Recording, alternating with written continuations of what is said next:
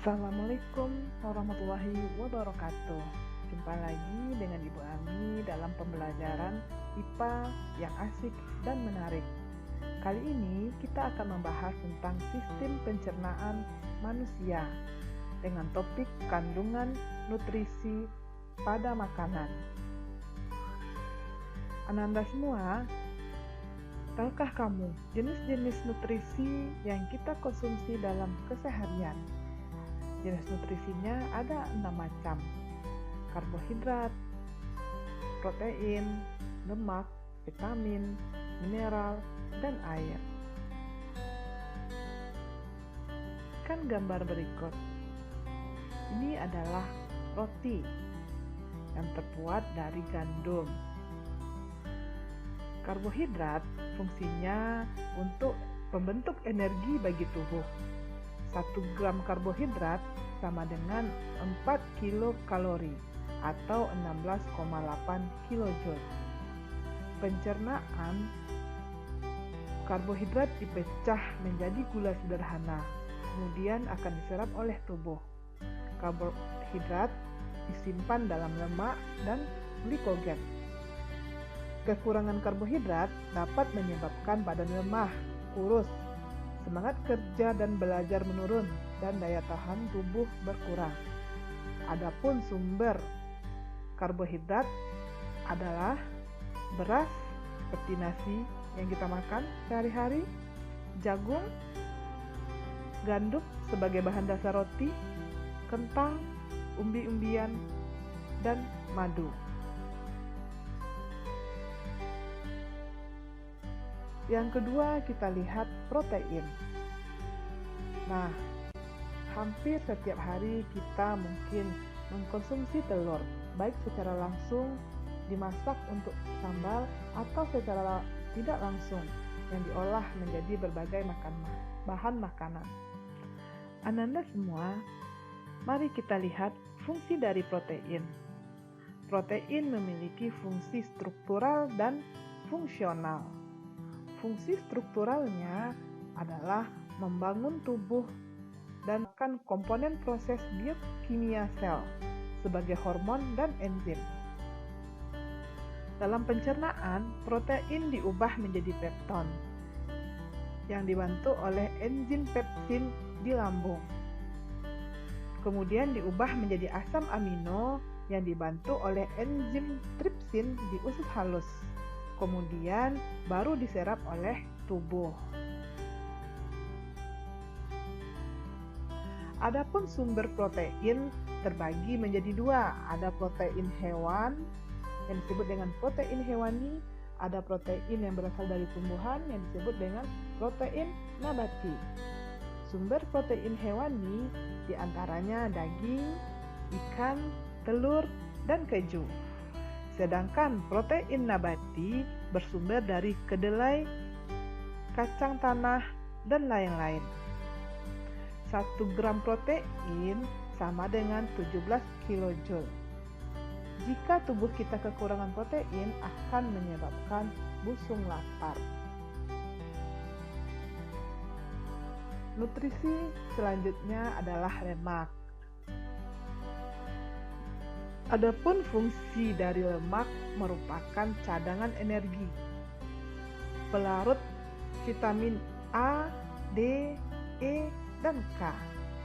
1 gram lemak sama dengan 9 kilokalori atau 38 kilojoule. Lemak disimpan di jaringan di bawah kulit.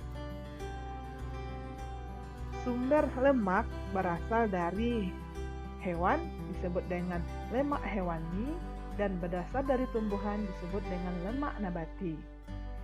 Lemak hewani berasal dari lemak daging, mentega, susu, dan minyak ikan. Sedangkan lemak nabati bersumber dari lemak kelapa, kemiri, kacang-kacangan, dan alpukat. Sumber nutrisi lainnya adalah vitamin. Fungsi vitamin merupakan komponen organik enzim yang disebut dengan koenzim. vitamin.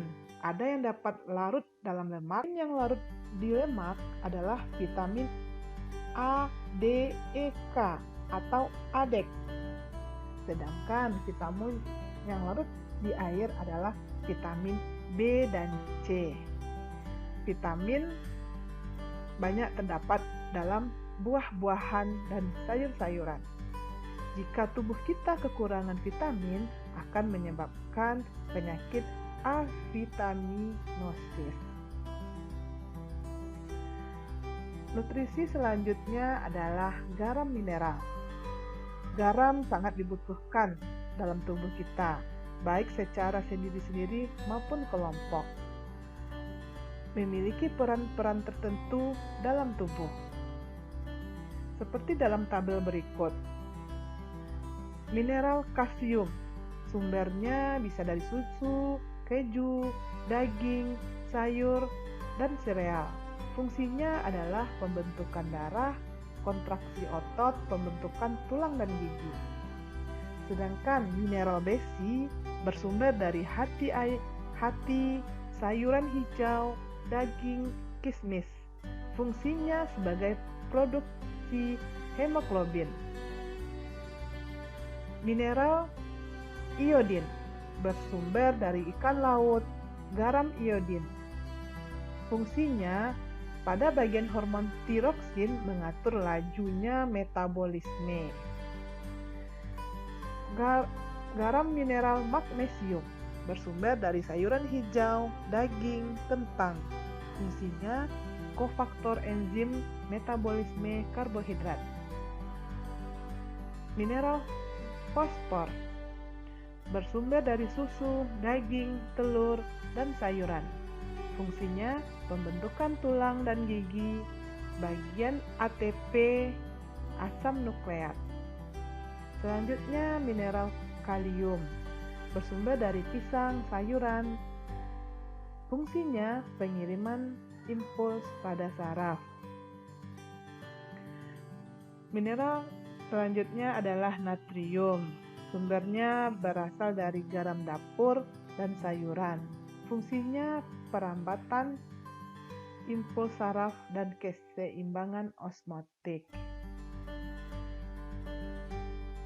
Nutrisi malam makanan yang terakhir adalah air. Perhatikan gambar ini.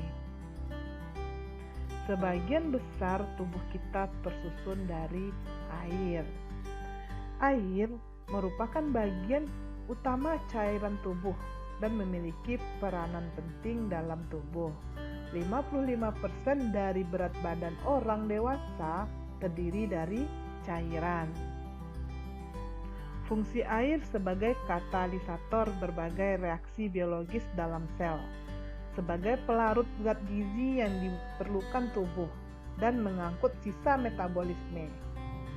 Sebagai fasilitator pertumbuhan, sebagai pelumas dalam cairan sendi-sendi tubuh, sebagai pengatur suhu dan peredam benturan. Misalnya cairan ketuban melindungi bayi dalam kandungan dari benturan. Jadi Ananda semua, apakah kamu sudah memahami jenis-jenis nutrisi dalam makanan? Mari uji pendalaman materi kamu dengan penugasan berikut. Ayo selidiki. Azizah mau mengadakan syukuran hari ulang tahunnya. Ia mengajakmu berdiskusi tentang menu yang akan dipesan di kantin sekolah.